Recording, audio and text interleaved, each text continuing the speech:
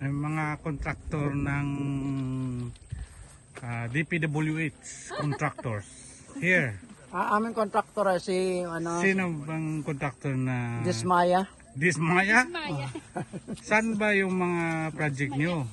Sa Bulacan.